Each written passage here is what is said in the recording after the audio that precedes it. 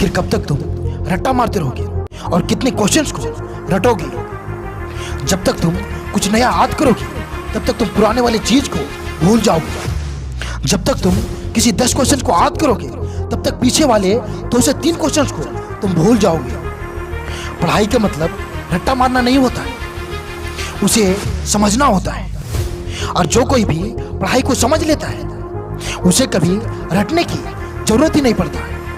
उसके दिमाग में बिना रटे ही सब कुछ छप जाता है। इसलिए सबसे पहले रट्टा मारना बंद करो, वरना तुम कभी भी पढ़ाई को समझ नहीं पाओगे। और पढ़ाई को समझने का बस एक ही तरीका है, पढ़ाई पर अपना फोकस बनाओ। जिस टॉपिक को पढ़ रहे हो उसे समझने की पूरी कोशिश करो। फॉर एग्जाम्पल, अगर आप गुरुत्वाकर्षण को पढ़ रहे हो तो यह गुरुत्वाकर्षण क्या है उसे समझने की कोशिश करो।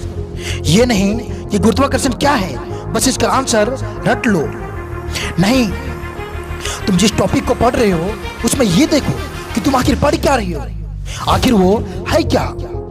अगर तुम पढ़ते वक्त इतना कर लिया ना तो तुझे कभी भी रटने की जरूरत नहीं पड़ेगी। तुम्हारे दिमाग में सब कुछ ऑटोमेटिक ही छपता जाएगा।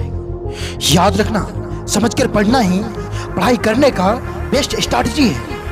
अगर आप इसे नहीं समझ पाए तो आप चाहे क्यों ना पूरा साल रट्टा मारो, फिर भी तुम टॉपर नहीं बन पाओगे। पर अगर तुम 6 महीने भी समझकर पढ़ लिए ना तो तुम एग्जाम का टॉपर बन सकते हो।